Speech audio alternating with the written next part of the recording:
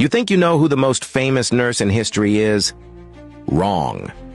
While Florence Nightingale was hundreds of miles from the action in a hospital, a Jamaican woman named Mary Seacole was riding directly into gunfire, bullets flying over her head, pulling wounded soldiers off battlefields with her own hands during the Crimean War of 1855. Here's what they don't teach you. Mary Seacole had more medical experience than most doctors, more training than Florence Nightingale herself. According to documented historical records from the University of Virginia School of Nursing and the Mary Seacole Trust, she learned medicine from her mother, a Creole healer in Jamaica, from childhood. She'd survived and treated cholera epidemics. She'd proven her skills across multiple continents.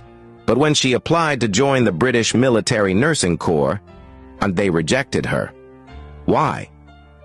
According to her own autobiography and documented accounts from the Florence Nightingale Museum, the rejection letters made clear it was because of her skin color. Mary Seacole was black. They didn't want her. So what did she do? She didn't cry and give up. Well, she cried. She wrote about crying in the street. But then she made a decision that changed everything. She funded her own passage to Crimea. She set up the British Hotel 2 miles from the battlefield, literally closer to the fighting than Nightingale's hospital hundreds of miles away in Scutari. And she became a legend. According to the Times newspaper, soldiers called her Mother Seacole. They loved her. High-ranking military commanders wrote about her bravery. She wasn't just serving tea.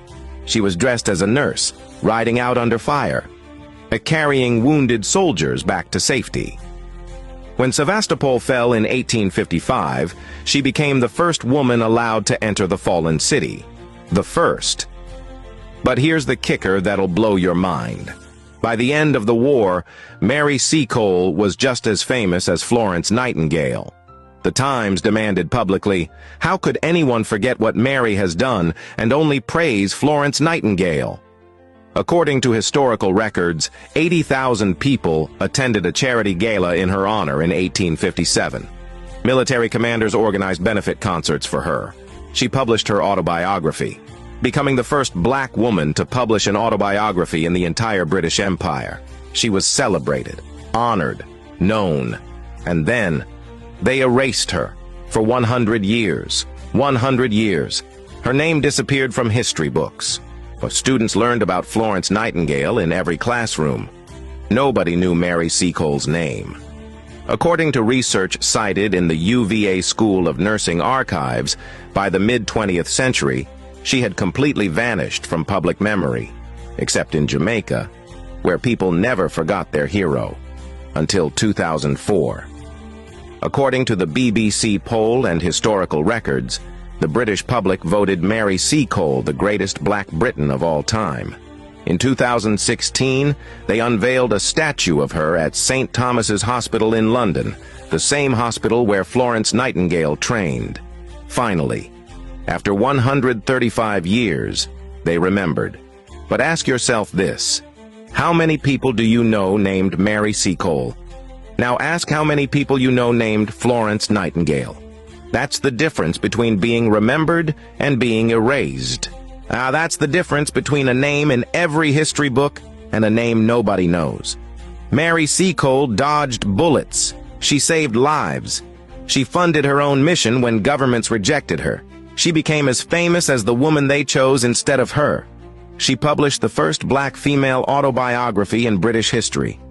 And we forgot her completely. Not because she wasn't important, not because she didn't accomplish incredible things, but because her skin was darker than Florence Nightingale's. That's what erasure looks like. That's what systemic racism looks like in history. It's not just about who gets remembered, it's about who gets written out. And it took until 2004 for the world to correct that injustice. This Black History Month, remember Mary Seacole, not just as a footnote, but not just as the Black Florence Nightingale, but as a woman who did what nobody else could do, in a way nobody else dared to try, and still got erased for 100 years because of the color of her skin. Remember her? Share her. Because if we don't, history might forget her again.